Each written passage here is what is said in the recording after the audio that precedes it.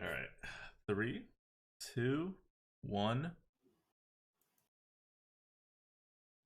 Welcome to the Lightforge. This is Adwicta. This is Merps.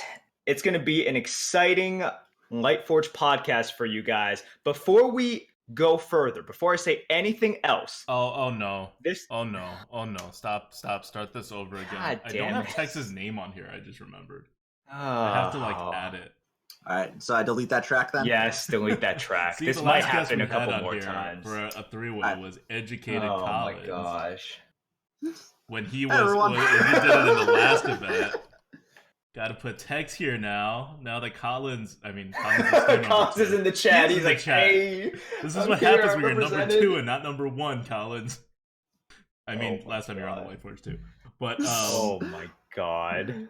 Wow. Oh, you're Collins using- is your host and you're bashing him. Come on, man. Collins is amazing. We'll have Collins back on soon. Ugh. We'll have I'm sure- Shady sure- back on at some point as well, now that he's an arena player again. I mean, like, Collins was number 2 last time, number 2 this time. I'm sure he'll just, like, place really high. Although, I'm sure it would be frustrating if, like, Collins just got number 2 every single time. So he'll always, like, get money, be recognized as, like, a baller arena player. But then it's just like, God damn it. Like, let me win one.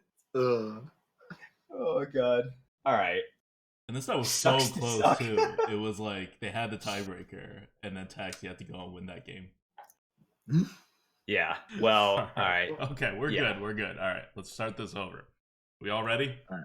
I'm Yeah. Okay, 3, 2, 1. Welcome to the Lightforge. This is Adwicta. This is Merps. Strap yourselves in, guys. We have one of the most exciting light forges ever. Okay. Before I say anything else, before you go further, spoiler alert. This podcast will be talking about the Twitch Rivals Arena tournament that just happened yesterday.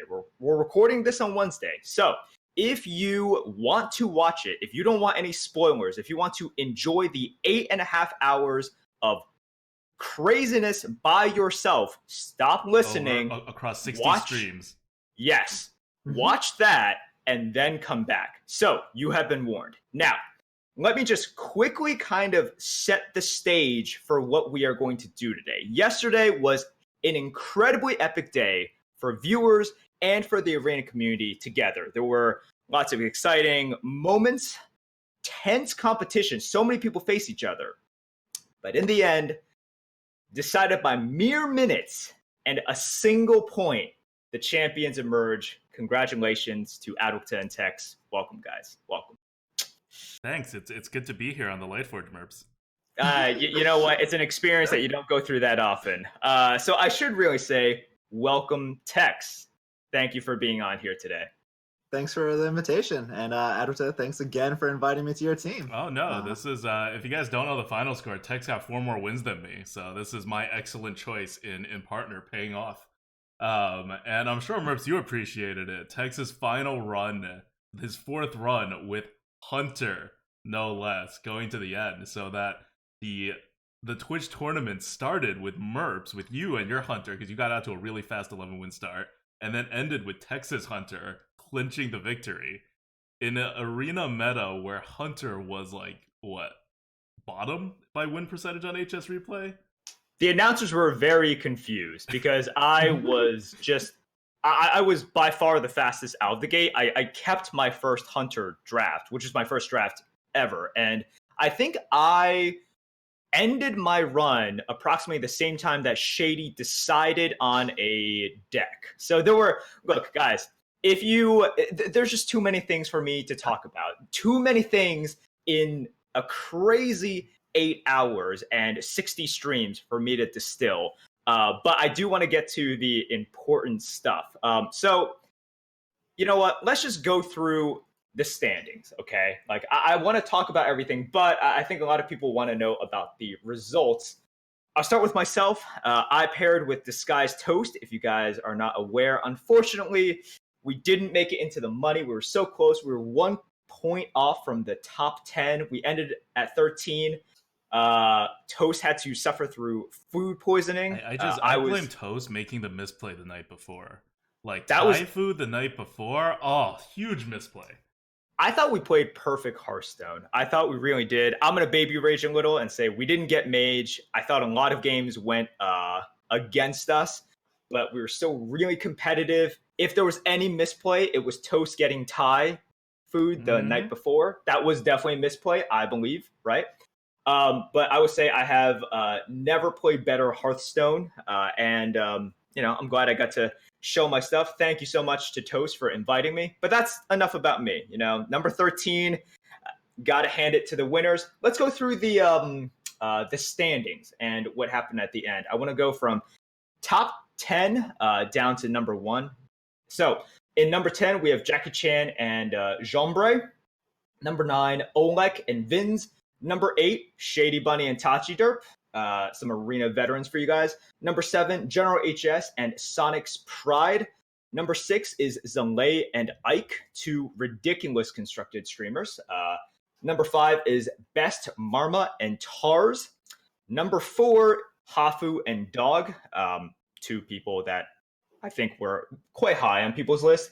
And then we get to the big top 3. So there's a gap here. There's like a 4-point gap between Hafu and Dog and the top 3. Yeah, definitely. So number 6 through number 4, as I just said, they had a team score of 50. Number 3 had a score of 54, and it's Dreads and Boozer, 2 arena pros who I think a lot of people had number 1 on their power rankings. Good to see that they had all the hype behind them and they really showed their stuff. Congrats to them on number 3. I mean, that was number the team of 2 former number 1 arena leaderboard players. Yeah. Number 2 was just 1 point higher at team score of 55. Educated Collins and Fairley. Huge congrats to them, especially Collins showing the consistency in an RNG kind of dominant game like Hearthstone to place number 2 in the past Twitch Rivals event, the Gold Rush event, and number 2 here, always a bridesmaid. However, they absolutely crushed it. Congrats to Collins and Fairley at number 2. And of course, you guys at number 1 at 56. Decided in the last minutes. And I do want to talk about that a little bit later on. But Adokta, we actually talked about this, I remember, during the weekend where we were trying to plan out this entire podcast. And we were just like, well, okay, we want to do it on Wednesday. How can we get the winners here so quickly? And we just decided, well, one of us just wins it. That solves everything, right? It makes life so much easier when you're running a podcast. I had what's it called? Shout out to Chan Man for inviting us to Valleytown, the arena not the Hearthstone podcast. And it was like, hey, can you come on after your big win? And I was like, oh no, I'm working. I have a day job that I have to go to after this, and then I'm coming back and I have to do my own podcast. Sorry, I'm booked. Excellent. So, look, we already know the end point. All right, you guys are champions. Congratulations. But I want to start a little bit before this because this event has been going on. There's been a lot of hype building up to it. And you guys were invited and you guys created the team quite a few weeks ago. So let's move this back a little bit. Adokta, you were the invited streamer, right? You saw the tweet, you've reached out. But I want to know how this pairing happened. How did you guys get matched together? So first, you're not allowed to pick a teammate that's already been invited. So you had to pick someone who wasn't popular enough to get invited to the big show.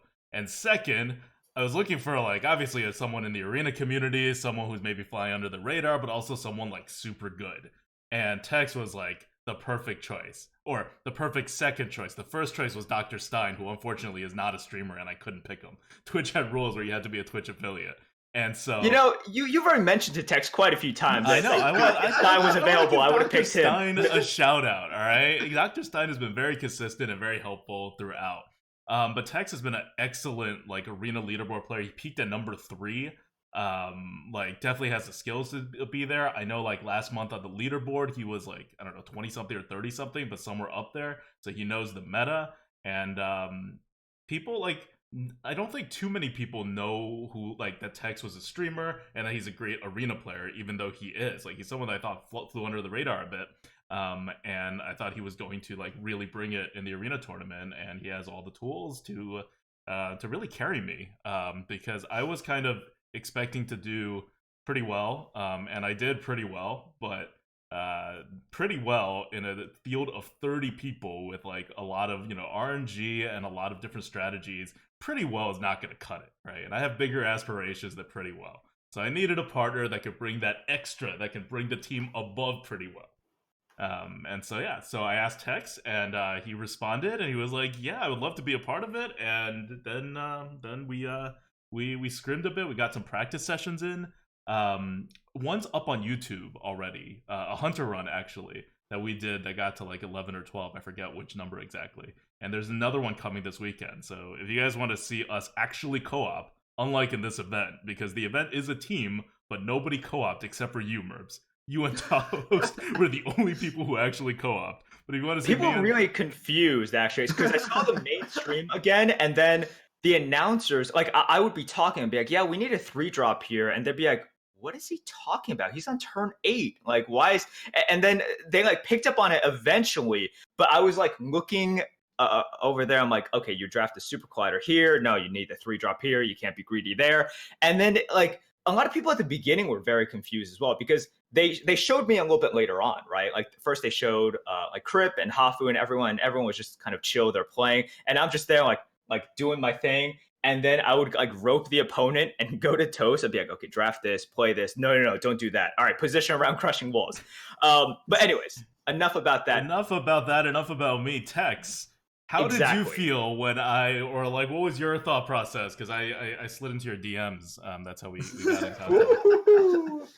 Yeah, when you asked me, I was super stoked. One of the first things I thought about was like, why isn't he with Murphs? But then I was like, then I came to Murphs was streaming that night, so I came into the chat after I already accepted. I accepted right away, but I after like a quick reflection, I realized, why is he with Murphs? And I went into the chat and I was like, oh, Murphs is with Toast, and so then I was like, okay. So I was like, well, I'm happy someone asked me. So I was super pumped. All right, so Tex, I think you're like pretty well known in the arena community, but I think for a lot of our listeners, they're still like, who is this guy? Like, so tell us about your arena experience. Like tell us about sort of the style you like to play, just what your arena experience is. Okay, so I've been playing since Classic. I've only been streaming for about a year now, a little over a year now. I've hit leaderboards almost every month or every month since I started streaming. And I just try to have fun. First and foremost is my priority. And then second, I like to often play the bad classes, even if they're not the... yeah. Because I enjoy it. I find it more challenging. So when I play often, a lot of times I'm picking Hunter if it's the bottom. I'm picking Druid if it's the bottom, and I just enjoy that. I like to go. Usually my styles go vary quite a bit.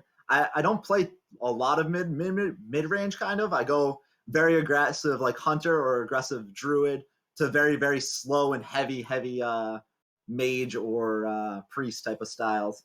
Although I do play the mid range every once in a while, I find the polarizing ends a lot more fun. But yeah, I just like to play Hearthstone a lot. I actually, when I was first starting out, I used to watch you guys. I watched Shady a lot, and I learned a lot from you guys. And so when I started streaming, I thought maybe I can help some people out as well. So that's why I enjoy streaming as well and interacting with chat. So it's been a lot of fun. And now you're dominating. And now I'm dominating. All right, so you guys teamed up, right? You got the super team together. Did you guys have like a specific strategy going in? Because if you guys in the audience think that I knew exactly what was going on, I didn't really talk to Adulta. I didn't know. I was kind of like just trying to figure out what exactly I'm doing with Toast. So that took up my time. So I have no idea. I have no idea what their plan was. If you guys had a plan at all, did you guys have a plan? I think our plan was to not talk to each other and to Oh, do okay. well. Like, if we both do really, really good, our scores get added up and we get a really, really good combined score. This was like, they set the tournament up and they're Sick like, plan. people are here in teams, but the teams don't really like, the teams are kind of like Hearthstone like teams in that they don't really do anything with each other but like scrim and help each other out before the competition. In Yeah, the obviously there's no competition, interaction the day of. like teams don't do Yeah, much. it's better for just meta analysis, really, so you can talk beforehand. Yeah, exactly. That's what Hearthstone teams normally do. So that's what the competition was set up like. And there's not a lot of that in Arena. And you know, F2K has a lot of really good Arena players, so they got like the hook up there.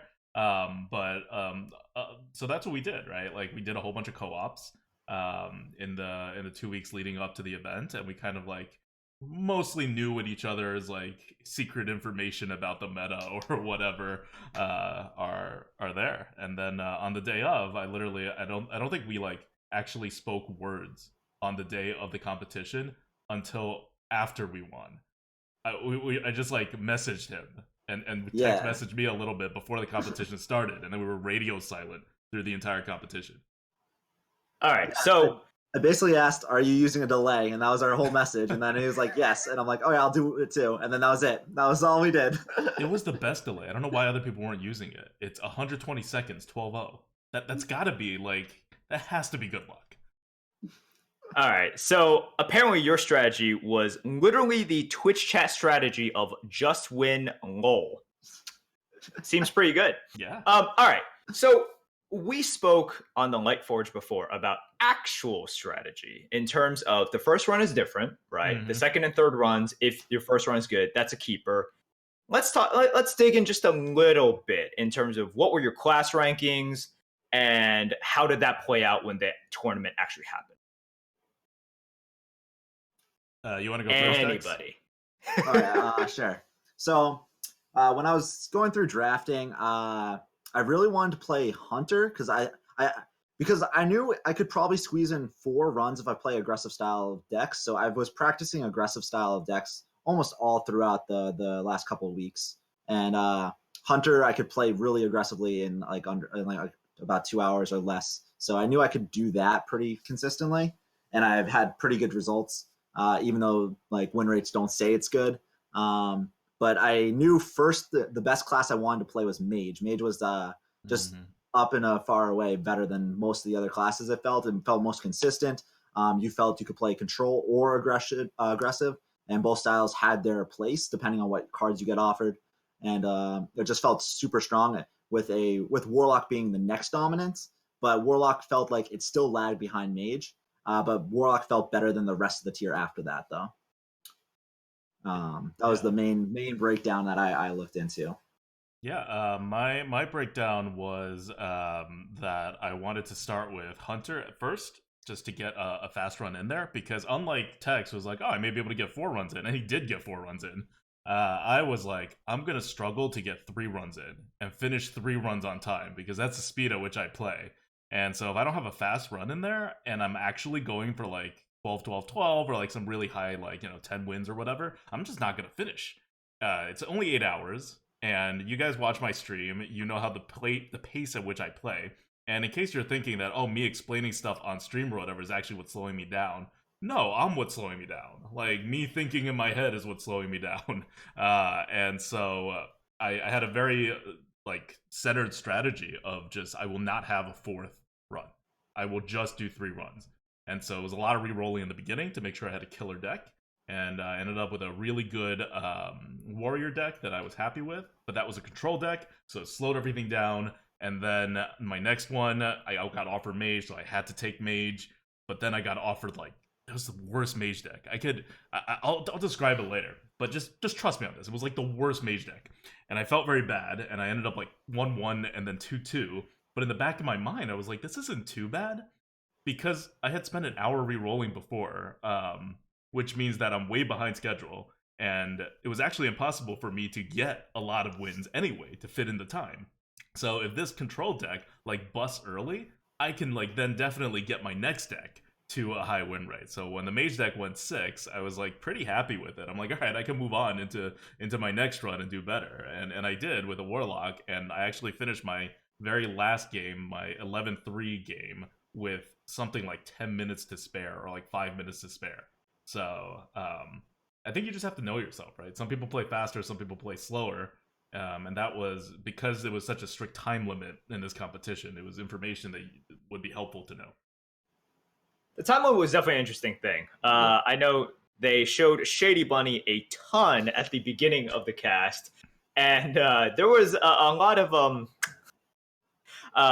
of humor from the announcer side about Shady's 21 retires in a row, I believe. I think he used up 3,000 gold in one day, and that was a huge source of entertainment for the announcers and for the chat. And you know what? Shady did fine in the end. That was his strategy. His first run only won 5 wins.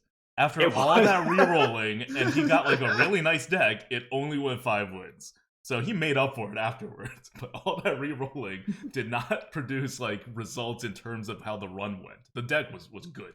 But you know what? Leave it to Shady Bunny to know exactly how much time he needs, right? He was still just like cool, collected, because I think he was the only person who practiced multiple times, streaming 8 hours and practicing the runs. I'm just like, that is, look, if you know Shady, you're not surprised by that, right? You're not surprised by that at all. But I think he was the only person to try to simulate it. If I'm wrong, and if other people did it, I stand corrected. But I saw him do it, and I'm just like, damn, that is dedication. I wish I had done that. Like, once I was doing the rerolls and I wasn't getting the decks I wanted, I was like starting to panic a little, and I was like, oh crap, like, am I going to be able to finish this? I know I had a tight time frame to begin with, and I would have felt better if I had practiced it, but I did like very little practice for this. In fact, most of my practice for this were co-ops with either you or Tex in the 2 weeks. Like, I didn't play any off-stream runs, I didn't like do anything particularly extra. I did a lot of runs last month, but since the patch this month, I had kind of just like wanted to keep myself fresh for the tournament, so I could be like fully focused and just like vaguely like figure out the small changes that have happened since last month. Yeah. All right. So I am going to fast forward a little bit. Once again, even if you guys know the results of the tournament, you guys should check out the VOD on the Twitch Rivals channel, because it is definitely worth watching. And definitely at the very beginning when they showcased me. Although really, when they showed me, so they showed me for 3 games, they showed all 3 of my losses and none of my wins. So the announcers are still very confused at the end. They were confused at the beginning because they saw my deck and they're like, I don't understand how this wins. And by the end, they were just like, we've only seen him lose. I don't understand how he wins. So it's all the win traders. Off main broadcast win traders. Yeah. But let me frame this situation, okay? So because this, you know, you guys might get contacted by like MGM Studios. This could be a story for like Rocky 7 or something, okay? So let me frame the situation. 30 minutes to go. We recognize the fact that Adwicta and Tex are in it. Like, the scores are kind of minute to minute, but what we do know is that Adwicta and Tex are within striking distance, and Collins and Faley are currently in the lead. All right, so Adwicta, I'm going to turn to you first. At that time, you are at 11-1 with a Warlock deck that tops out at 5 mana, which is really weird, okay? With an opportunity to kind of seal the tournament, because if you had won there, you would have had 12 wins, but so little losses, and that would have bumped you, I think, to victory right there at that time. So did you know that you were close at all? Did you know at that time? I had no idea what was going on in the entire tournament. This tournament started with me being behind time-wise, and then someone posted, like, when I was like, I think I had maybe like 5 wins. I was like 5-0 or 5-1 with my first deck, which was a warrior control deck. And someone was like, oh, Tex finished his first run and got like 4 like wins. And I was like, oh crap, we're behind now. And then my deck only went 9, and it was my first deck. And then I finished my mage draft, which is a really crappy deck. And I was like, all right, we're out of this. Let's make it not embarrassing. Let's try to like place top 10 for the rest of this, but all the pressure's off, right? Like between the RNG and the whatever performance, like we're not gonna make it. And and then chat was like not. I think our scores, because of how that worked, and because at one point I had a 1-1 deck that I retired, and then Tex also had a 1-1 deck that got retired. Like we were just never in the top 10 for the entire competition until like the last half hour when we started, actually winning more and replacing our earlier decks. So I had like zero pressure, didn't think about anything, didn't know about anything. At some point later on, someone was like, "Hey, Tex has got 2-12 wins in a row, and he's starting a new run, and it's a Hunter." I'm like, "Oh, hey, that's really good. Now I'm just gonna look bad as this really bad Warlock deck that tops out at 5 and has no good cards." It was a Zoo deck. The Warlock deck, I have it in front of me right now. Literally, it was a Zoo deck with 1 buff and no Demon Bolts because I was not offered any Demon Bolts. It was not as bad as the Mage deck because the Mage deck was truly terrible, but it did nothing but curve out with bad cards, 1 Fungal Mancer, that was the buff, and nothing else. Barely any removals. I had a Knife Juggler that did a lot of work. And then I had a random Hellfire that I only ever used to deal 3 damage to face because I was Zoo and I was on the board. And that was the entire deck. And so I had very little hopes for that deck as well. But it ended up going 11. And yeah, so from my perspective, it was very stress-free. We were not in contention for anything at the top after I basically drafted my second run. And I found out afterwards. I think I hosted Tex after my games were over. I knew I was on the main stage, so I was like, "Oh, we're probably competing for like 5th or 6th or something," and they're gonna show me. All right, I'm gonna lose my last 2 games because, this deck is woefully out of place at that win rate. And then I'm gonna host Tex because he's still going. Let's see what happens. And then I call you. And you were like freaking out. You're like, "You guys could get number 1. I think you're number 2 right now. Oh my god, Tex just has to win this game." And I'm like, what's happening? Like, right after you dropped the ball and had a chance to win, but flubbed twice. Which, by the way, just like your Hunter losses, all on the live stage. I don't think they showed me get any wins. Just those 2 losses. It's the caster curse, right? It's the caster curse. But. So, first of all, props for getting 11 with that deck, because I saw that deck as well, and I saw you were at 11. I'm just like, I don't understand. I truly do not understand how you pulled that to 11. I don't either. And the games were not close. I don't know what to say about that. It was a mix of good matchups and good luck, and it's a deck structured in that way, so it always curves out. So I guess it's more like my opponent's bad luck. It feasted on all the warriors because it went too fast, right? For warriors to respond. But yeah. That seems fair. All right, so let's continue with the end game, okay? Let's talk about what happened at the end. So after Adukta had 2 chances to close it out and completely dropped the ball there, okay? All right? Because Adukta knew, he's like, "I'm not taking the glory, all right? I'm going to leave it to Tex. He is going to sink the game-winning shot." Let's move to Tex now. Tex, you had a little bit more than an hour left, right? And then you were coming off double 12s. You went 12-12. You needed to erase a 4-win run, and then you got a Hunter, right? What was your thought process there?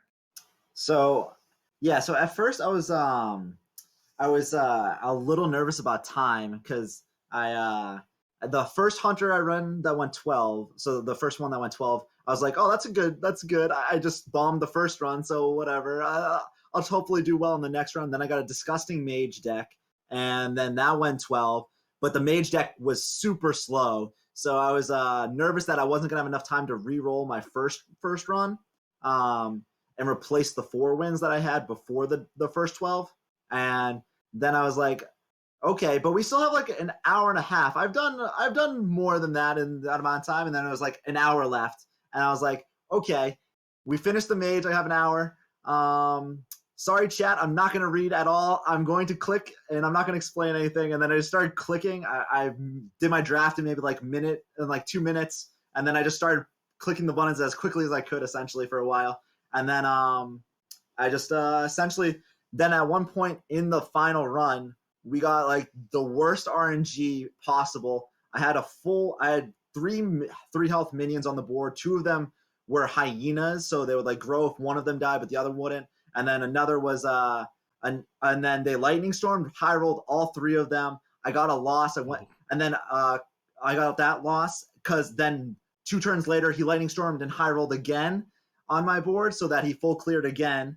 And I was down to like 3-2, and I was like, oh, I hope I can at least improve a little bit.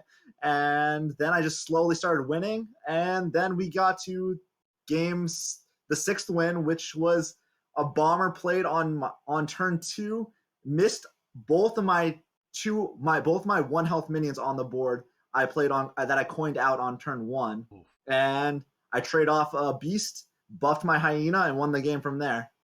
That was the $2,000 bomber. Yeah.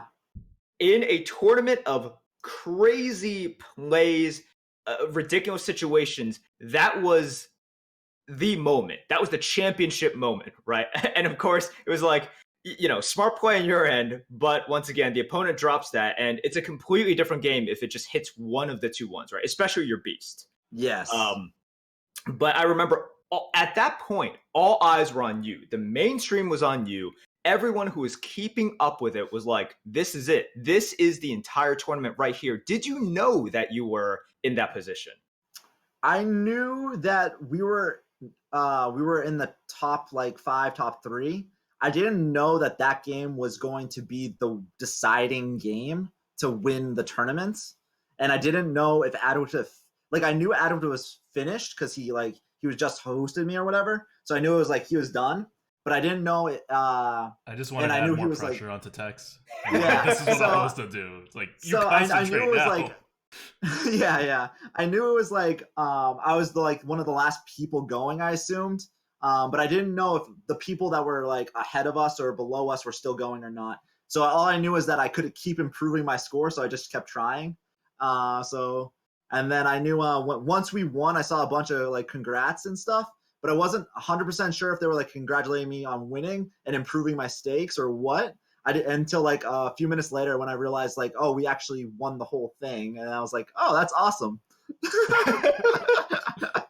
But I was just trying to focus on my stream. I didn't really watch chat too much at that time because I was just trying to make sure I played fast enough to get as many games in as possible.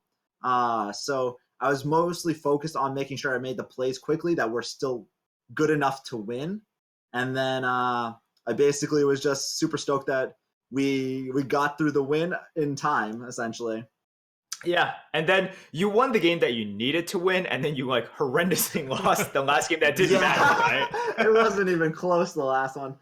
No, that was amazing. And see, the reason I asked you that was just because at the end, all eyes were on you, and you were as cool as a cucumber. You were just you had your playlist on, you were just bopping around, you were explaining your plays. It's oh, I got this. It's he's dead. Hero power here, this, that, and even the announcers at the end, they were in awe of the fact that you were just listening to music, you were just still dancing around, bopping. So if you guys don't know Tex, that's just how he is. He's always just calm, collected. That's how he streams as well. But I think a lot of people in the chat were oh, he doesn't know. I'm no, I think he knows. I think that's just who he is.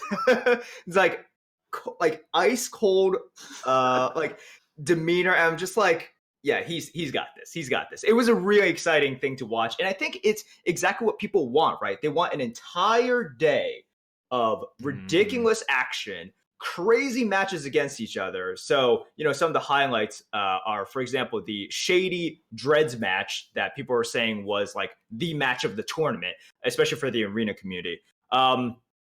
I will personally make a pitch and say there was a game for me, 5-2, me as a paladin versus a mage. This was during my last run, where I played the game of my life, no hyperbole, the game of my life, and you guys can check it out in the VODs. And I have never played a more precise game of Hearthstone and clutched out a victory. There were so many epic moments, but this is exactly what the audience wants, right? At the end of the entire thing, it just comes down to one match. Of course, it's Aggro Hunter, so chat loves it, and you guys freaking clutch it. What a end, right? Holy crap! I don't know that if Frodan could script it, that he could script it any better in terms of an end, where the tournament is still up for grabs at the end. right? A player is literally playing Hunter mostly because of the rules, which had to do with replacing runs and getting a run out quickly. And he has 2 losses, so any loss is just the end of it, and he needs like X amount of wins. And every single win moves him up a spot because we were third, right? If we got like one less win, we'd still be second. And if we got all the wins that we did, it would be first. And then it's an exciting finish. But in terms of like amazing matches, how about the Crip and Tachi match? That's one that I heard about in my nice chill chat. So while Merps was streaming on twitch.tv/grittygoat, I was streaming on twitch.tv/oddwicta, also known as the real stream channel. That those fans of us from more than 3 years ago will know that we used to be twitch.tv/oddwicta before they changed us and all of our followers are over to Grit and Goat after Merps was streaming more than me. And it was weird to be on /oddwicta. But I revived /oddwicta for one night, and so it was very chill, just 100 people, like a pretty consistent 100 viewers hanging out. And I didn't get much info about the tournament, but even I heard about this game. And it was because people were like, oh my god, Crip got sniped going for 12 wins, and then the guy had him and had lethal on the board and just let him win. That is so unfair. And there was like a little bit of outrage before it's like, wait. Someone confirmed that it's actually Tachi. And Tachi just missed lethal. Like, on the board. Like, if he just highlighted all of his minions and attacked face, he would have had that win. Tachi goes on to win 12 with his deck. So, it's not like he actually, like, lost anything from it. But it just goes to show, right? In that moment, two, like, top, like, both number one leaderboard arena players are in a match at 12 wins. And one of them misses lethal to lose the game. That actually happened in a tournament. It did. And we had Tachi on after the show as well. So for those of you guys who are not aware, after the entire tournament, we got about 9 streamers to just have a post-tournament recap show on the Grin and Go channel. That's also in our VODs. We had 12 streamers. We had a lot of streamers. But we talked about that with Tachi. We had a good laugh about it. It's worth a watch if you guys are interested. But yeah, I do agree. I think this was just a ridiculously exciting day for the community. From my perspective, and from me just watching the Twitch Rivals VOD, it seems like everyone was really hyped about it. So let's give a huge round of applause and thanks to Twitch and to Frodan for setting this up. The arena community doesn't get a lot of chances like this, and I think, we put ourselves out there. We represented well, right? And I think we gave people a really great show. So thank you to Twitch, thank you to Frodan, and thank you to the arena community for all of the support. Now, having said that, let me ask you guys, this was a great event. Yeah, can we talk about that after party that it was on our channel? You want to talk about that? I want to talk about the after party. That was great. Like, to everybody who's listening, who was joining the after party or we're watching, that was an experience. All right, I have not had that much fun in a while. It's just all these like great, amazing arena players all together hanging out after the first, like, I want to say, pretty open arena tournament for arena streamers, where all the arena streamers were, or like the vast majority of the arena streamers were included, and that there were enough arena streamers to like fill a Discord of like 12 people, right?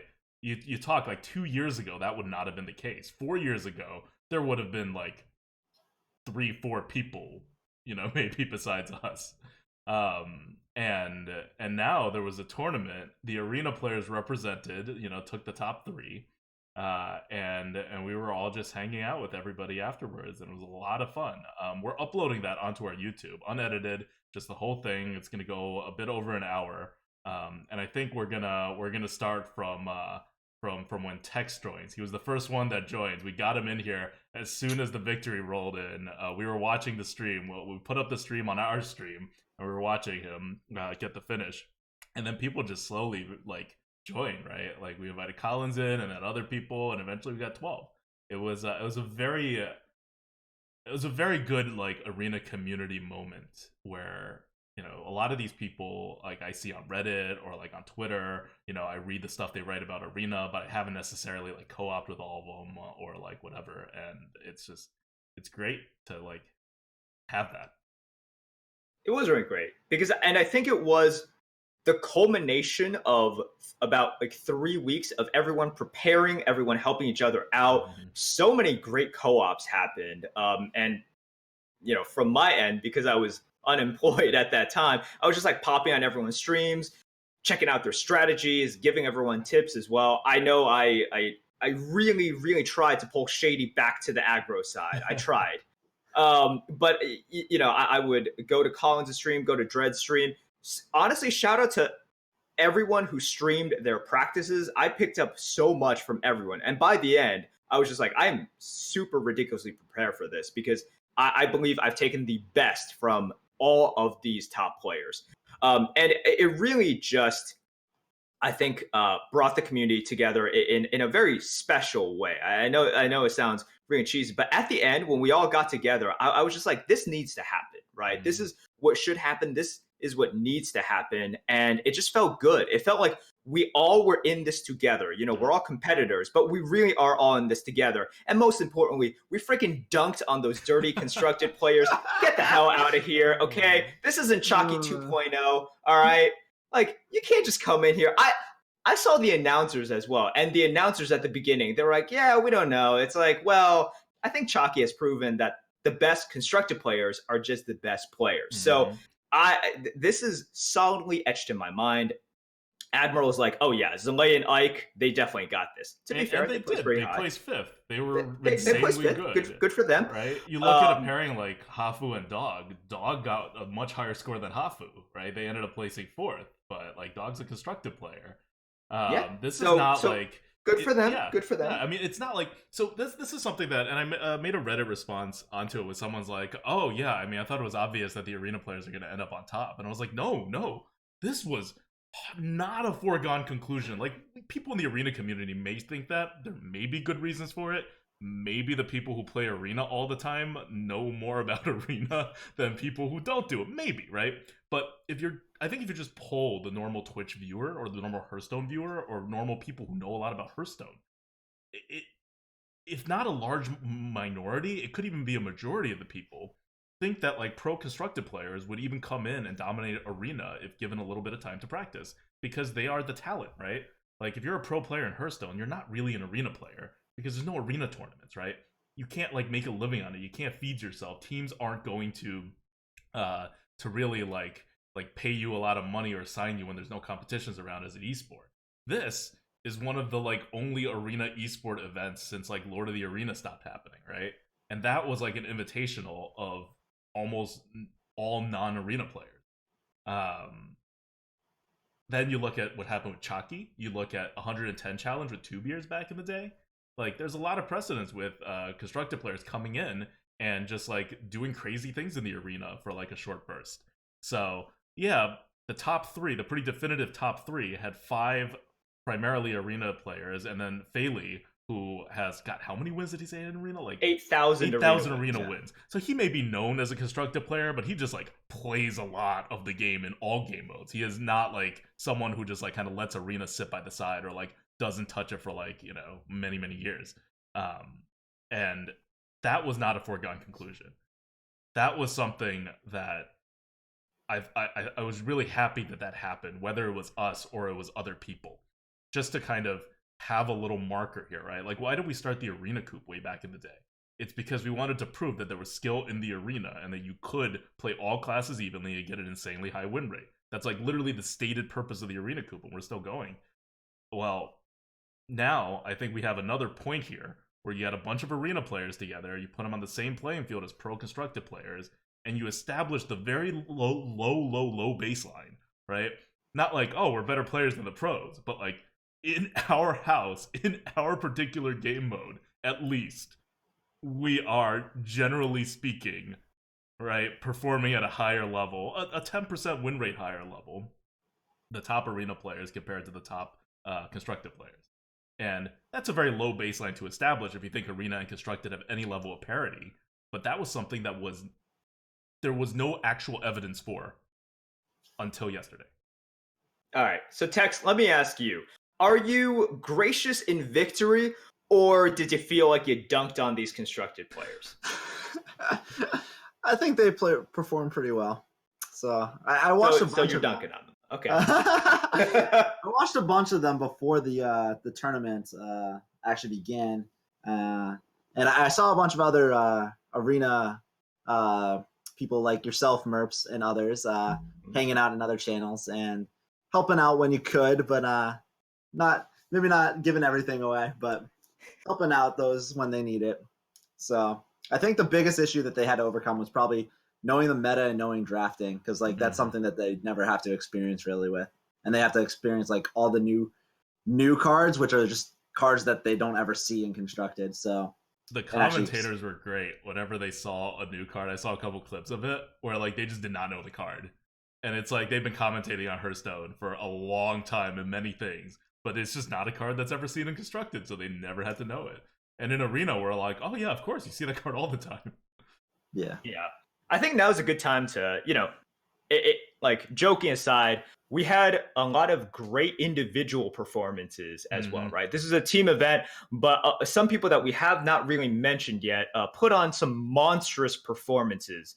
And we need to give a shout out to these people. We've already mentioned Fayley, right? Fayley, did extremely well and got one of the top individual scores. Huge shout out to Nicolena, someone that is not as well known. She was Ali Strauss's partner, and I believe she got 12, 12, and 7 at the end. And the 7 was a 7-2. She just couldn't finish in time because she was playing very methodically.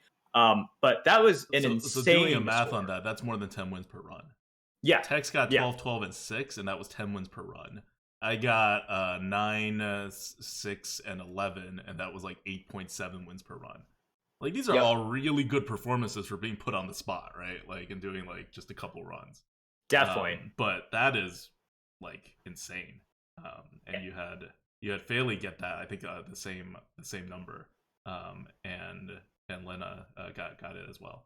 Yep, and also Dog with a score of 30. And Dog, this is Tex. it was ridiculous as well. He just crushed it. He had a very Tex-like kind of run where he was just bopping to music and dominating. It was a great sight to see, and I think a lot of people just know Dog as a ridiculously good player. Tex, you were telling me, you were just like, I've watched Dog, and I don't know how he just does math and spots lethal so freaking fast. Yeah, he's a special type of player. He's very, very good. Like I know he doesn't play a lot of arena, but like I assume he played a little bit more once he and Hoffer got together. So I don't know, but I know he just really is amazing, and he's always like number one in constructed all the time. Like when you watch him, he just plays so quickly, and he thinks about these turns so fast that I don't think like at least from my perspective, because I play pretty slow most of the time. I usually rope a lot of the time, so that's why, especially in the last run when I was trying to go fast, that's why I just had to put blinders on. It's just I'm not used to that type of pace, because in arena you can just take your time a lot of the times, and you want to play a little bit slower if you can. I like it. All right. So now I want to go back to something I was going to ask about 10 minutes ago. Look, obviously this was a great event. Probably a really great event for you guys because you guys just won some cash. But having said that, what would you guys improve if we had a Twitch Rivals Arena Tournament 2.0? What would you guys like to change? Do you want me to go first? Yeah, go ahead. So if they're going to do another team event, maybe make it where it's actually co-op kind of centered, like where you actually have to, where you, like you, Merps, kind of did both things with Toast. More where you have to talk and you talk about one screen, or maybe you do two games at the same time and you both talk through them both at the same time or whatever. I don't know. So just spitballing. So if you guys better watch out. I have a lot of practice with that now. So if you want to do a team-based one, I think because like we see co-ops all the time when people do arena drafts and stuff. Like Shady did it for years. Just like his entire channel was mostly co-ops, and he was very successful and helped a lot of people through that. And I think it's a good way to learn too, because you always get to hear and see different opinions on cards, plays, and just general Hearthstone knowledge, essentially, and different perspectives. Yeah, I want to give one more shout out. CY Kai is in our chat right now, and he was one of the like volunteer rule keepers who really helped like keep everything together and make sure like and communicate with idiots like me who we had one job, by the way, besides play the game as I guess contenders. We had to click print screen after we finish a run. Now, if you know anything about me or watch us stream, I am not good at doing simple things. And so that did not happen a lot with me, and he really helped brought that process through, as well as Cass, our super long time and amazing mod, who helped me screenshot all of this stuff and made sure I actually had a record to be able to show the organizers that I am getting these scores that I claim I'm getting. So he's in chat and he's confirming like some of the people that we may not know. Like just personally, I don't know who Tars is, but he did. He apparently got 12, 12, and 7 as well, or at least he finished with 31 combined wins to tie Faley's top performing record. So shout out to Tars as well. I think Tars is part of that group that got like 5th, right, or 6th. Yeah, it was. Yeah. Yeah, but so in terms of a future like arena event, like there's so many constructed events. You put an arena event out here and there, and this was on a Tuesday in the middle of the day. Like I had to take off work for it, and I get paid out my vacation days if I don't use them. So I was like, crap, I'm paying a whole bunch of money to do this tournament, and so it was good that we won. So I got actually made more money than I would have in my day job for one day, which is nice. But generally, like it's not a great time slot or anything. But the people were still super excited who got to watch. The people who didn't get to watch are like, oh come on, how come I missed this? Why don't you do it on a weekend? And it's because it's something new, right? And it's still competitive, and you have people taking it like very seriously. So I think the next thing that I would do, and I know Twitch Rivals won't do it, but maybe another organizer, or maybe Twitch can do something besides Twitch Rivals. But like having it on a weekend would super help in terms of just like making sure more people can actually watch it. Score tracking in this, I have no idea how they can do better score tracking, but if they were to do the same format again, because everyone's on a different point in like their numbers of runs, right? So it's like impossible to have an accurate scorecard. But from what I hear and from what I saw, like the score tracking was not terribly well done, and oftentimes not visible, probably because they didn't really know like in real time what all the scores necessarily are. I know I wouldn't be able to do that kind of tracking, so I don't know if there's a way to do that. But if you're running a tournament with these kinds of like weird scoring rules, like having a way to track your contestants accurately and in real time and like just showing it on the screen would be a lot of help, so people know like who's winning. Like I know for me and Tex, right, like I don't think we were on that board until the last 30 minutes. Like we were not even in contention for anywhere in the top half, and that's a weird thing, right? Like, and it wasn't like we actually came from behind that bad. I think we were always like somewhere in the middle, right, or like in the top half. But just the way we had done our runs made it so that our combined score looked really, really low until the end. Yeah, I don't really blame them, because the way that they were counting scores was how a machine would count, not how a human would, right? Because a human looking at it would say, oh, obviously, like, like you shouldn't count like the very first run, or some people had like a redraft, right? And then so they would count it how a machine would count it, which isn't wrong. It's just if you look at it as a human, it's like, right, it's less helpful. So that could definitely be something of an improvement, but it is very hard, right? You have 60 people who are all over the place with different delays as well. So that, like, but it's more like, props. I think it's the reporting problem, because we report whenever we're done with a run, and they're making us report every single like run. Instead, we could just like, I don't know, maybe it's a rule change or whatever, but we could like submit our whatever runs, and they can count that. It's like, oh, this is the run that I'm starting at, right? Like mark it, and then they can just start on that run, and everything else follows from that. But yeah, The most important thing that I would change though, I think it. I would want someone who knew more about the arena in the casting booth. Like one person. They had 3 people there, and they just they were interesting casters, but they didn't really know the arena very well. And that's that. If you're watching an arena tournament and you're casting an arena tournament, you need an arena guy. If only just one arena guy. So maybe next time, I would recommend, if Frodan's out there listening, I would definitely recommend Merps to be a caster. And if you, besides this particular interview, if you watch his amazing performance on our after party, where he basically hosted a party on our stream, like totally impromptu, unplanned, and whatever. Like he can do it. So yeah, that's my pitch. I'll say this. I actually messaged Frodan afterwards, and I tried framing this in the nicest way possible. I think TJ and Admiral did a great job. They're amazing personalities and the pros. They just don't play the arena that much, right? They just don't play the arena as much. And I think in order to grow the arena community, in order to show everyone what a fun and complex game the arena is and can be, because I think there's an attitude out there. It's like, well, why don't you play the arena? And one of the most common responses is like, oh, it's so RNG based. Like, why would I want to get into that?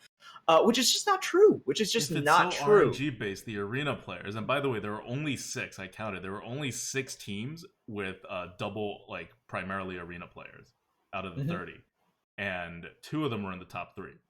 Statistically, that would happen less than 5% of the time. If it was all 100% RNG, right. And all the players are good players in Hearthstone generally, right?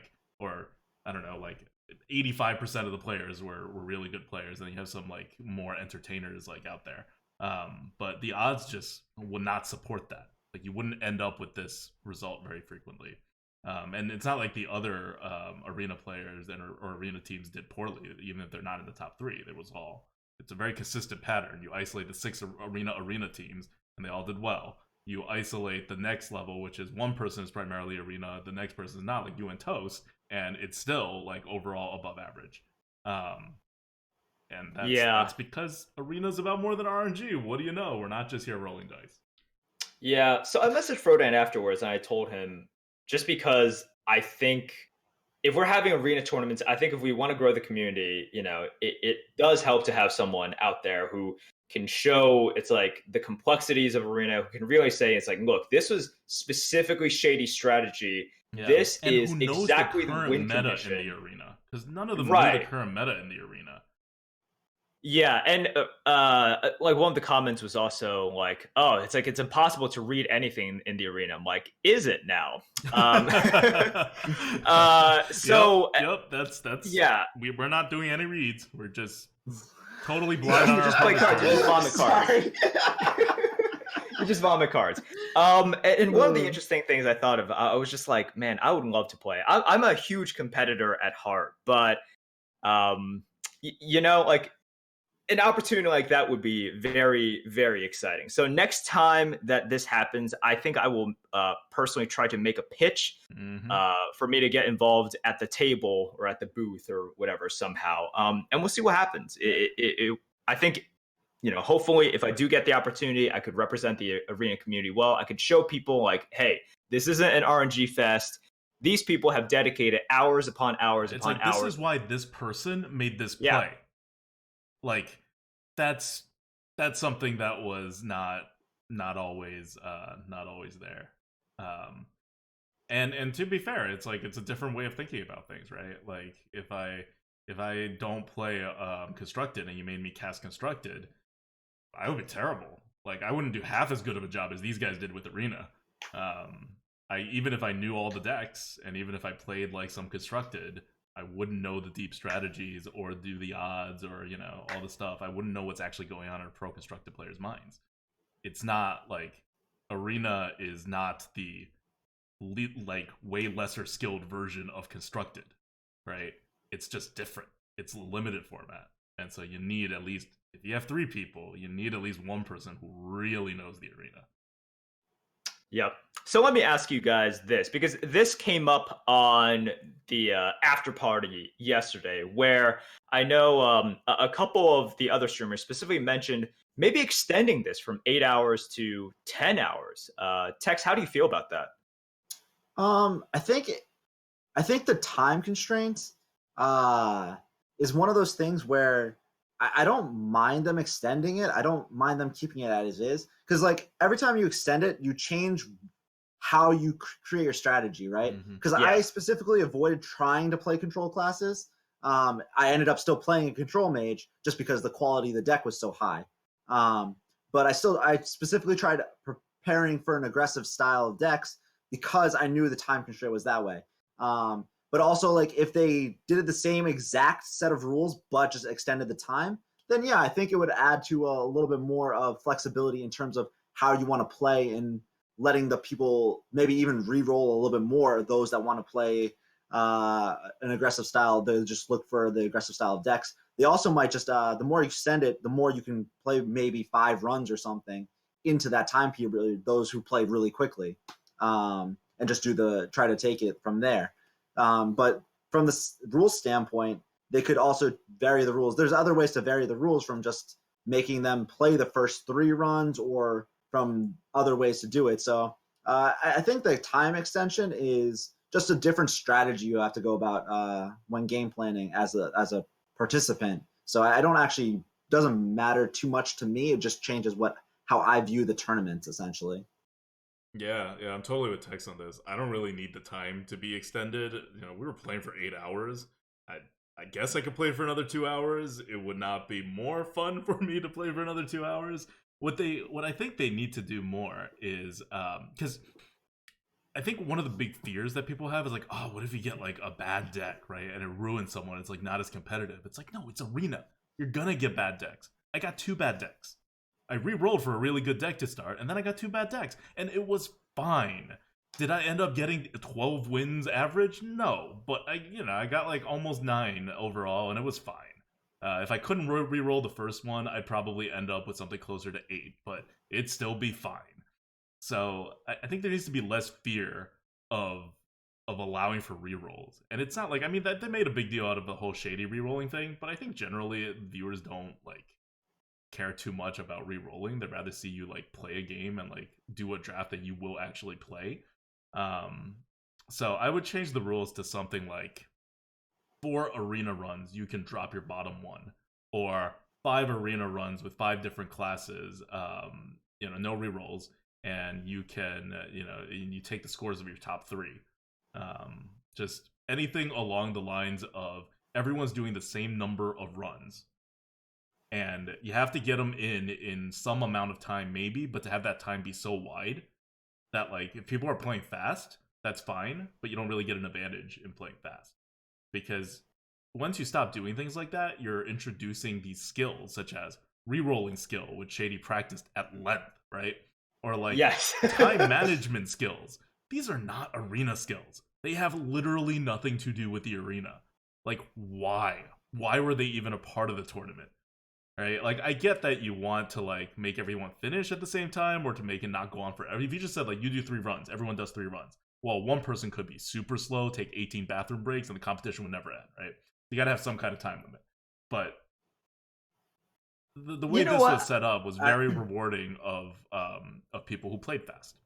And I will say that that the 8-hour time limit, if they extended it to 10 hours, I don't know if there would have been such a close finish at the end, where like I would be scrambling for my wins, right? Mm-hmm. At the end, right? You know what I mean? So maybe them doing the 8-hour time limit helps from a viewership standpoint, in terms of watching and excitement, kind of forcing faster play and an exciting end essentially. Because like if you extended it to 10 hours, I don't know if there had been one player still going at it at that end of the 10 hours, but maybe it would just lengthen the runs and there'd still be someone competing at the very end anyways. So Yeah, I think there is some sort of excitement to that. First of all, I think there is a structure to it, right? If you give a short amount of time and also like a set amount of time, there's a certain structure to it. And as for a timed event, this is why there's that movie trope of like the ticking bomb, right? That the heroes have to like. Why do you think they keep on using it? It's because there is an excitement from the time winding down, and you want to see at the end. It's like what's gonna happen, right? I mean, no one's gonna die here. Actually, no one dies in the movies either. The protagonist always defuses the bomb. So I think it's a very good analogy. Spoiler alert. Yeah. Whoa. Sorry. Spoiled like 200,000 movies for you. My bad, Tex. But yeah. So I think the time is good, and I would say, look, I didn't participate in Gold Rush. Adukta, you didn't. Tex, did you? I did. Okay. So how would you compare? Yeah. So I think the Gold Rush probably felt more. It probably felt more daunting in terms of like because you had to grind a lot more, and it felt like it's something you had to do. You had to wake up, do it, and then go back to bed, and then do it again the next morning. And then you also the gold, like if you did a really good run, like you went 12, you could just low roll the gold, or you could have like a 7-win run and then you high roll the gold and you like basically did the same, basically did only a little bit worse. So it was that aspect in the long run, obviously that balances out. Like the people who do better win more and get more gold. But the grind felt more real there. I will say, like it felt more disappointing when I did poor here, but in the like on my first run when like I did poorly, it was like much more disappointing because like I knew it impacted much more. But the length of the Gold Rush essentially felt by the end it was just more of a we know who's gonna win or who's in competing. There's like 2 or 3 people that were there, but it was pretty. There wasn't enough tension. I guess there wasn't a lot of tension in terms of like who's actually going to win. Like you know who right, yeah. what the space is out because you only have so much time to get the gold. Like unless like someone just tanked at the very end, which didn't really happen too much. So like that was like I don't know. It's just the formatting. I think is there's different ways you can structure formatting in terms of how you want the games to be played and how you want them to be set up. But as long as the primary focus is arena, I think it'll be very entertaining. And I think the arena community will really enjoy it and be super excited to watch it. So I just think as long as they can continue doing more of this and maybe changing up the format so you have to play different classes or other things like that, we'll just keep people excited. I think that's that's good. So once again, Twitch put on a great event. I think for most people watching, people preferred this event to the first Twitch Rivals event, which was the Gold Rush. Now let's turn to, because we've been talking about Twitch and their event for a while. Let's turn to Blizzard now because this is their game, right? I specifically saw afterwards, Ixar tweeted out that he appreciated the event. He thought it was good. It was a fun event. I'm just really hoping that this was a showcase to Blizzard that essentially you guys have not changed the skeleton of the arena since its inception. You've changed the drafting system.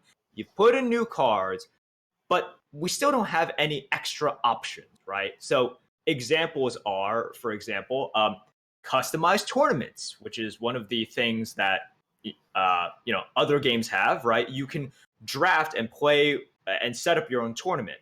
Also, there's no something that constructed players would like as well. Yeah, exactly. And if you guys are not aware, last year they kind of gave an announcement. It's like, I know you guys are looking forward to tournament mode. This is something that if we do implement, we want to get it perfect. As of right now, it is not on the table, which I appreciate them coming out and telling people and having that transparency. At the same time, I think it was disappointing to a huge number of people. It was like almost justifiable backlash because it's like, what have you been doing, Blizzard? The game's been out for so long. You knew this was like, I think everyone just expected they were working on tournament mode as soon as they were done with like spectator mode and then brawl. So like starting like halfway through year 2, everyone was just like, well, they're working on something big, right? Because nothing else much is happening. And then to be in the middle of year 4 and to be told, oh, we're scrapping the idea for the near future. Who knows when, if it'll come. And it's... Yeah. I mean, the one So thing I do. Oh, sorry. Go ahead. no. What's the one thing? The one thing I want to talk about. Are we still talking about tournament structure for Blizzard, or like perhaps like Blizzard and Arena? Because I want to talk about balance in Arena. Yeah, so I wanted to get Tex's opinion on this topic as well, because I think the community is really starving for extra arena content. And I think it just really showed, like, man, what do the people want to see? They want to see people who are good at the arena go at it, right? It's like we can talk about it's like, oh, Dreads did well on the leaderboard, Crip consistently does well, but this is everyone against the field, right? What do people really want to see? They want to see heads up. Who is better, Merps or Adukta? Like Hafu or Crip? Team Adukta like, got a lot of grass, and Team Merps lost a lot of grass. That's what I. You know what? A sample size of 1. You got this on me. I still got the number 1 previous leaderboard. So right now it's we each have something on each other. I would say that. But yeah, like what I understand. Maybe they don't have the resources to come out with this stuff, but like something else. Like let's get a little bit closer to just giving the people what they want, right? Which is a mode that they can enjoy and a way for content creators to just show what they have and then to sort of settle the score, right? Like Tex, I'm guessing you feel the same way. Yeah, I wish they so I want to go back a little bit in terms of saying, like, I think a lot of times I enjoy arena a lot of times, even when people feel like it's stale, because I think people get a little bit bored of it a long time quicker than I do. But I do play a lot of it, so after a while, you see a lot of patterns. Like you see the cards that are misbucketed still, and you see the cards that are that should be moved, and then there's also cards that are I don't think are balanced healthy for the arena, but maybe balanced power that way for constructed purposes, which are totally understandable. But cards like MCT, when they took it out of the arena, it was super pumped about that, and it was one of those things that it felt like it was a long time overdue, but it signified that I thought they maybe were going in the right direction, hopefully, from Blizzard standpoint, and like starting to focus more on arena and the potential that it has for their game. I would just say in like the last year, right, from Blizzard, we got the bucketing system, which did not exist before, and which now is actually contributing positively to the arena experience. We didn't get rid of the spells bonus, but we did get it tamped down to the point where we basically got rid of it, and then we just like bumped down class cards a little bit extra on top of that compared to where it was before, which created a much more stable experience in the arena. And then we got rid of MCT, which we've all been asking for many, many, many years, and kind of like just accepted the fact that Blizzard was never going to do anything about it. So things are changing. Like stuff is happening, and I remember this one question that happened in our after party where people were like, "Hey, so what classes do people all use?" And every single class. This is a tournament.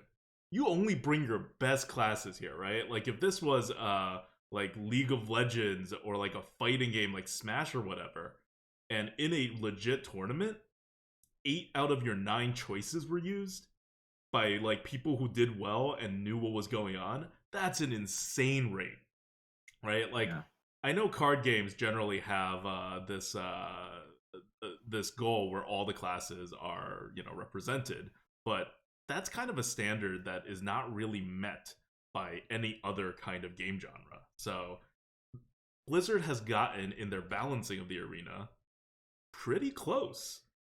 Like we're one class away, we're one shaman away from having all the classes be usable. Because I remember, Merms, you asked a question, you're like, wait, people are using Druid? And then I remember having the conversation with Tex before where he's like, yeah, if I get offered Druid and not like Mage and Warlock and whatever, like there are scenarios in which I would take Druid. And other people are like, oh, no one's using Paladin, and Merps, you used Paladin twice. I mean, it wasn't great. Yeah, but like, you chose to use it. I chose. It was not in like my bottom 3, right? Obviously. So yeah, it was one of those things I felt comfortable with. We had that co-op, the 3 of us, right? Where I was just like, I know Paladin. You guys need to pick this. You guys need to pick that. I was like, that run's gonna be on our YouTube on Saturday, and it went 11 or 12. It went 12, yeah. Spoilers. But yeah, so I think balance-wise, after the latest patch, Blizzard is like Tex was talking about bucketing-wise, right? Bucketing-wise, it's still not there. It got a lot better, but it's still not there. But class balance-wise, Yeah, class balance is good. it's I think. it's I think it's getting a lot better. yeah, it's I'm pretty impressed by the class balancing, and I remember that the micro adjust I was cautiously optimistic, and then they moved the micro adjust up a lot without the bucketing system, and I was like, all right, this is not the arena that like people really want. And then they overlaid the bucketing system, and I was like, I could see it working, and it didn't because of other things, and now it's working. And there was a tournament, and good players came out, and they did different, diverse things, and they got good results with it. Like I'm doing, I'm sure you guys know, I'm doing I'm the lead game balance designer for Gods Unchained. Like I would love it if we got the kind of like diversity and the balance that Blizzard is at in the arena. Now, it took Blizzard 5 years to get here, but still, right? Like start looking at it from the current perspective, it's good. Yeah, it's not perfect, but it is good. I will definitely say that. Okay, so we've talked about this this tournament, right? Like our entire conversation has been focused on that. But yeah, I am interested. Kind of, where do we go now for the arena, right? So, Tex, this is something that we ask all of our guests. Obviously, a new expansion is going to come out in April, and then the expansion after that. The expansion after that. What are you expecting to see? Not just from these expansions, but from the arena in general. I expect at first they misbucketed quite a few cards, and then the meta will shift. Hopefully, they will fix those misbuckets, and they will rebalance the classes and get it slightly better. Hopefully, while they're doing that, they introduce a couple new mechanics that they introduce are persistent throughout the arena. They're seen as well as entertaining to use and play. Like past mechanics like the Omega and Overkill are cool from the standpoint of like understanding what they do and stuff, but I feel like they're better balanced towards the constructed end, because some of the cards like Omega Agents just feel a little bit too strong in the arena, where that I hope they don't do that again in the next expansion, but I expect that they will, because the way that constructed and arena sets up, a lot of the times to make constructed cards viable, they have to be a little bit overpowered in the arena. So I'm curious to see how they do that from a balancing perspective.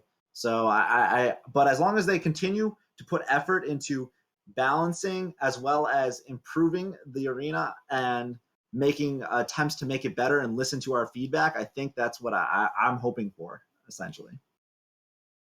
Aduk, to you?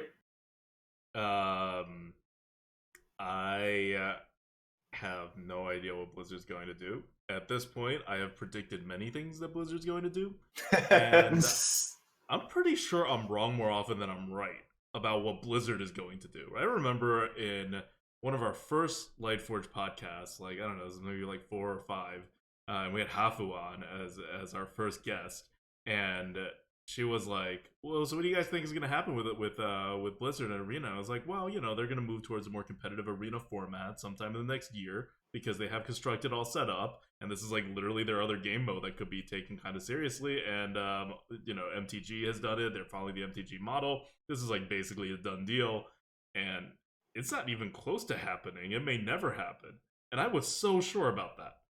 I was so absolutely sure that that was going to happen, like in a year at most. And that was 4 years ago. Maybe 3 something years ago. So it's been a little bit of time. Been a while. I'm not going to predict what Blizzard's going to do. They have hits, they have misses. I will analyze it when they make their decision and do the thing. But the things that I think are very obvious and easy and not, have a good cost-benefit analysis, they don't do most of them. And half the things they do, I'm like, who thought this was a good idea? Like, were these arena players that thought this was a good idea? Like, where's your, like, arena sensibilities here? But, other ideas turn out to be good. So it's kind of like, I like being right. And when I'm wrong too often, like, at a particular topic, I'm just gonna stop making predictions on things that, like, about what Blizzard's going to do. Self-control. I like that. We could use a little bit more of that in these Sunday Coops. Anyways, so I think this was great. I think this is a good recap of the entire day. Now, guys, obviously, so much more crazy stuff happened. So if you are listening to this, but you haven't seen the entire thing, go check it out. Twitch Rivals has a VOD. If you are specifically interested in anyone's perspective, you can go to their stream and you can go to their VOD as well. Whether you want to see Shady's, I think it's now like 29 redrafts. Chat told me it was like much more than 21. Oh, Whether you want to see the winning moment from Tex, you can go to his channel. It's TTEXXX, and you can see him once again, cool as a cucumbers, ice in his veins, just clutching the win because Adulta couldn't just win one game out of two for some reason. Yeah, so that's just 11 out of the 12 prior to that. Yeah, well, those don't count. Those don't count. Okay, it's the last shot. All right. No. But that's kind of it from my end. Was there anything you guys want to add before we start wrapping this up? I'll do two things. First, I want to say just a big apology to all the people in the competition that we actually don't know, because we're not constructive players, and so if you're a bit of a deeper cut of a constructive player, especially if you're not from an English-speaking region, we may just have no idea who you are. And some of you guys placed pretty high, and it's not like we have this framing where like the top 3 are basically 5 arena players and one person that plays a lot of arena too. But you go below that, and you have a lot of constructive players doing really well, right? And other constructive players who were teamed with people, right? Individual scores. A lot of the high scores are actually constructive players. And this is a arena podcast, and we don't know too much about the constructive players, so some of their stories are just not going to be told because we don't have that information. So an apologies to all the constructive players, some of whom I'm sure have amazing stories, and you should watch the recaps of like their journey in the Twitch Rivals Championships.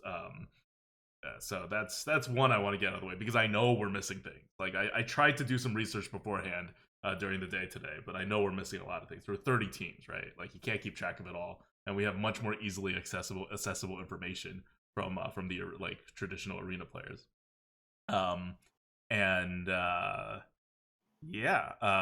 That's one. And two, if you're listening to this and you're like an arena player and you're playing overall and you're like, oh, these guys are doing so well, it's great. Just know that it's not like they're not with good decks necessarily. I think if you look at the decks that a lot of that we use to get to number 1 and that other people use to get to number 2 and number 3 and number 4 and whatever, and you just look at the final product of the decks that were drafted, I think my decks were especially bad for being where we are. Well, partly because Tex carried me, and partly because I just had really terrible luck after the first one. And it did okay, right? Like chat has this thing with this kind of a semi-meme in our channel where whenever I say, oh, this deck is not going to go well, it ends up 12. That doesn't always happen, but it does happen enough times to be a meme. So if you're ever drafting a deck and it doesn't turn out the way you wanted to exactly, but it's like not totally dysfunctional, like it's just like missing power, right? Or like missing good cards, that's not a death sentence, right? My 11-win Warlock there's nothing going on there, right? Like Merp's Hunters generally look like nothing is happening in his decks. They look terrible. And on the flip they were side, very confused. Yeah, right. They thought they saw my deck and they were just like, first comment, I don't understand how it wins. Second comment, oh, I get it now. He has a Spellstone. He wins off of that. And then once I rewatched it, I was just like, I hate Spellstone. That was the most reluctant pick. I had a couple of secrets, okay. And there was like, oh, how many games do you think he won by double secreting into the Spellstone? Like 0. That's definitely a 0. Yeah. But no, I mean, it just goes to show, like I hope you guys understand. TJ and Admiral, great guys, pros. They just don't know the arena meta, right? So yeah, I'm glad I got to. Yeah. Back to the bad decks. Like, you look, it's not just me. Other people had subpar decks. They did really well with it. Tex, your Hunter deck, I saw that. I was like, I don't know how that goes 12. But it does. And on the flip side of that, You look at our very first run, the run that we could re-roll. We can retire any decks until we got the perfect deck, limited only by like the time it takes us to make that draft. Right? I ended up getting a good like warrior deck that went 9, which is slightly above average as it turns out. Like for me, Tex re-rolled a whole bunch of times, and you got 4 to start off. Shady re-rolled the most, and he got 5. So whenever you're doing a draft and you end up with a draft, with the end result that you don't really like, you're not really feeling it, don't just toss it away. I know a lot of people like to retire, right? Or like they're like, oh, this isn't good. But that's not how the arena works. In the arena, you can take like what seems to be bad decks to really, really, really far. Especially when the meta is good and more or less balanced like it is now. Like, this is a prime time for these things to happen. Like, I'm not saying you'll get 12 with a terrible deck. You can get, like, 8 or 9. And I think for most players, that's, like, very good. And that's also, I think, how you improve the most. Because you're focused. You're not worried about, like, hitting your spellstones, right? You're worried instead about, like, making this trade into that trade. Putting this minion instead of that minion. Whether you go face or trade. And that's what helps you improve. And then, maybe one day you end up in one of these tournaments, you get stuck with a bad deck, and you're like, all right, I've done this a million times, right? I've got nothing going for me, but I'm going to make this deck get 7-8. Or fail and get 6 in my case. Anyway, Tex? I just think, I think that if you pay attention to what's going on in the meta and you pay attention to good gameplay, a lot of the times you can just make up for what the deck is lacking, because you know what's your outs and what you're playing to and what's your strengths of your deck. So like a lot of times, especially within the tournament and the re-rolling stuff, I had a deck that I thought was pretty good. I'd play a couple games and I'd lose really quickly just because either the deck didn't perform as well as I was expecting because we just drew a little bit unlucky, or we played other decks that were insane. And it was just one of those things where if you play a bad deck, you can still do well, especially when it doesn't look like anything, if you know how to play the deck, essentially. All right. I think that's it. We had a good time recapping.